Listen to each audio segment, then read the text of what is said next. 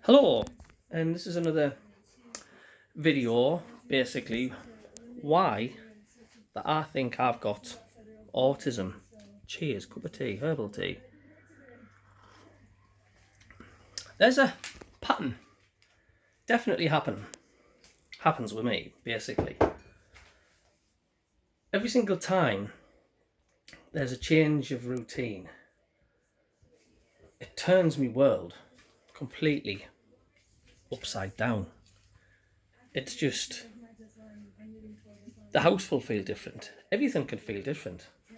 Just just because you've done something that you're not used to doing.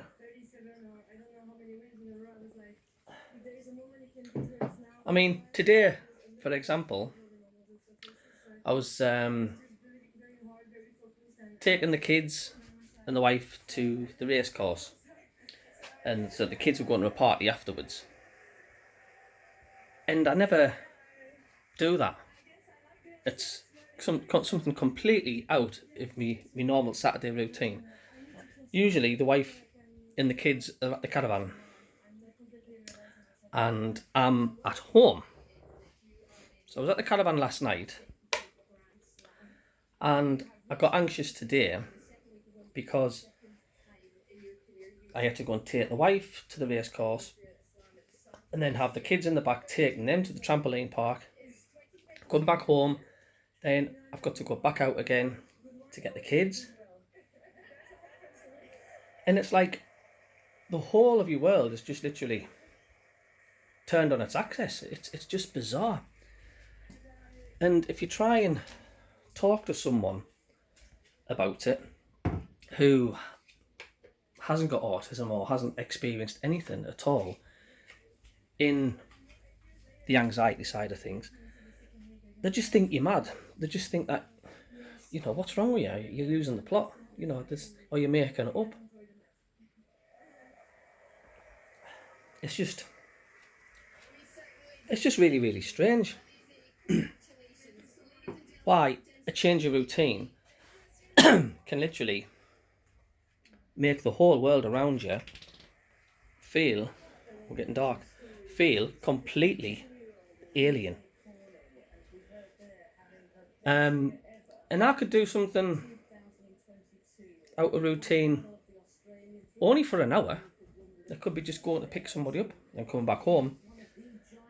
And that can make me feel disorientated, uneasy for the whole of the day and a part of the next day as well. I mean, I'm 47-year-old, and why? I've only just thinking I've got autism now. I mean, I was diagnosed with ADHD about 4 years ago, whatever. But it seems to be, the older I'm getting, the worse it seems to be becoming. I remember that time when I went on holiday to Spain, and I was alright on the bus because it was in my comfort zone. But the minute I arrived and I started to unpack, and I looked out the window, it sort of hit us like a sledgehammer. It was like, where am I? I don't recognise this place. And for the 2 weeks, I had acute anxiety because I was abroad where I've never been before. And it was literally, it was paralysing. It was a horrible, horrible condition. Because what makes it harder is because the fact, the wife hasn't got any anxiety problems or anything like that. And you're having to put a brave face on, pretend to smile and that everything's fine. And, you should be on holiday and you should be relaxed, you should be enjoying yourself. Not in acute anxiety, it shouldn't be like that. Not in a long shot. Yeah, hi, so But yeah, that's the strange thing about it. It does seem to be getting worse the older you get, and I think because when you've got kids and your kids are growing up, out of the blue, there's party arrives and parties happen. I mean, I've been anxious since, 11 o'clock this morning because I had to take like the wife to the race course and then drop the kids off, like my twin boys and their friend, and they were just so loud in the back, and it was just sensory overload, and it was like just couldn't wait to drop them off and then come back home, and I'm getting a bit anxious now because I'm due to go and pick them up again, and inside the trampoline park it was all noisy, everything was happening. But I'm going for my diagnosis hopefully on Monday, because something has to change. Something needs done because it is affecting my life. It's affecting my life a hell of a lot. Routine. I mean, we've got a lovely caravan about 20 miles from here, and if you don't go there frequent enough, because there was like a few months where we didn't go, when you go and then you come back, it's like your house feels like, say, completely different.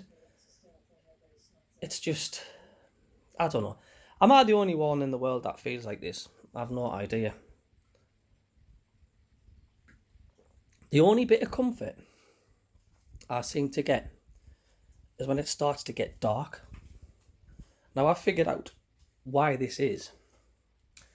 It's simply because the world around us starts to quieten down.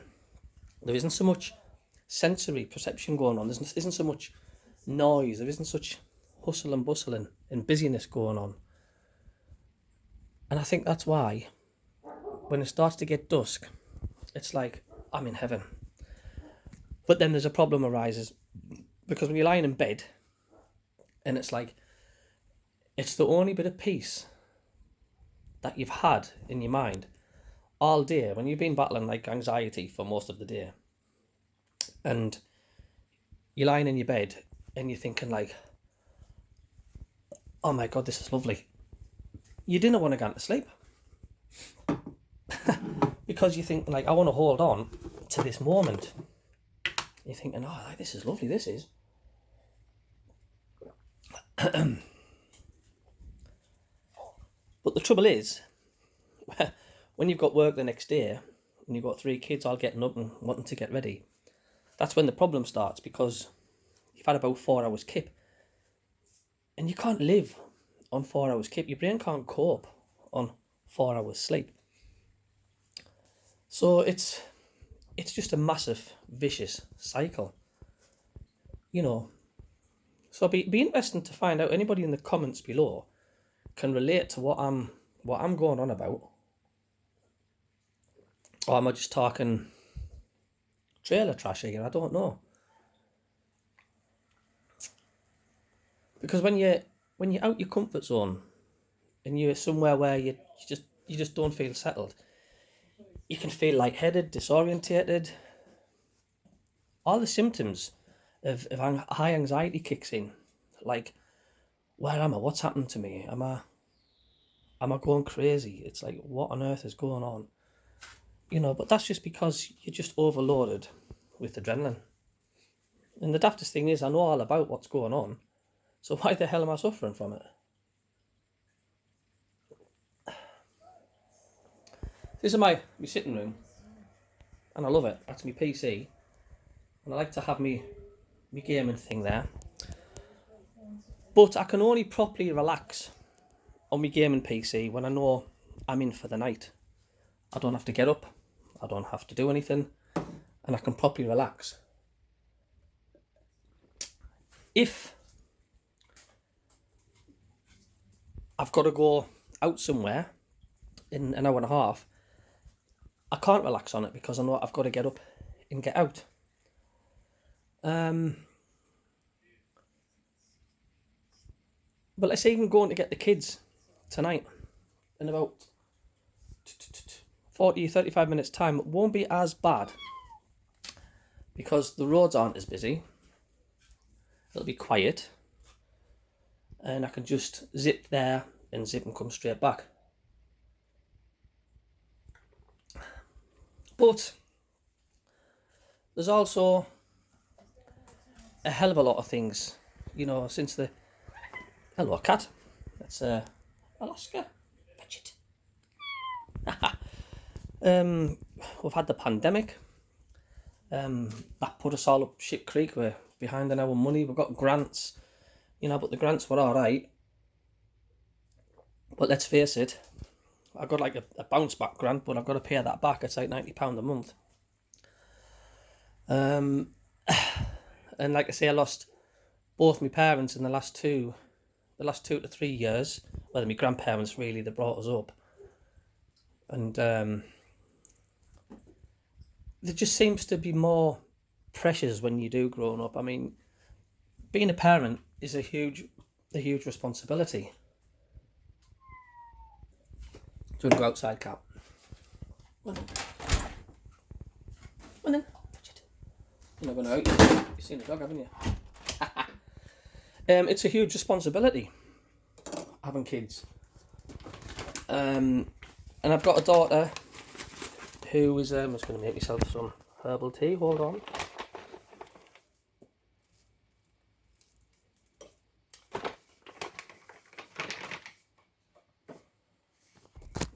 I've got a daughter who's... she's got autism and she's got Down syndrome. And my twin boys have both got ADHD, just like the dad. And you just love your kids to bits, of course you do. My boys.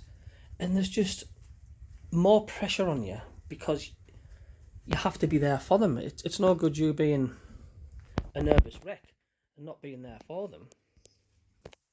You know, I look at my kids and sometimes it can make me feel worse because I feel so guilty because I feel like I'm not being like a proper dad towards them. I want to embrace them fully.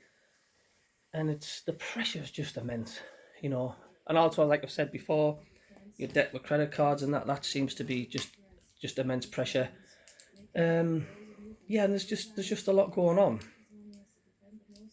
You know, they're so innocent, your kids. They're so carefree. And they give you so much love. And you haven't to let your anxieties show to them. You've got to be, you know, full scale ahead. And it can be really, really difficult because they could be coming in showing you a picture that they've done from school. Hold on a second. One of these phones haven't bloody charged properly.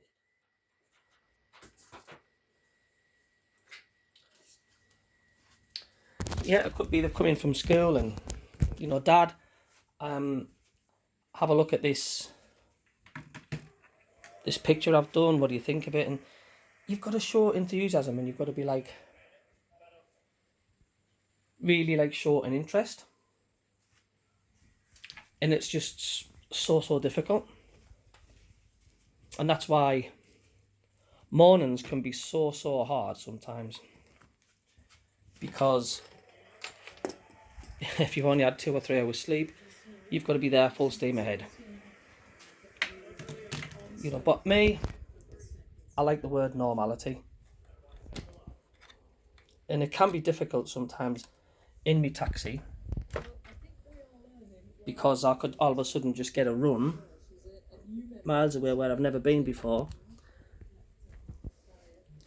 And that could make us feel anxious, but when I'm at work and I come home, there is a bit of a routine. There is something there. But people with autism and that, it's difficult. But anyway, I'm going to head off now. But have a listen and see if you can relate to anything that I've been saying. Or am I just losing my marbles? Thanks for watching. We'll see you later.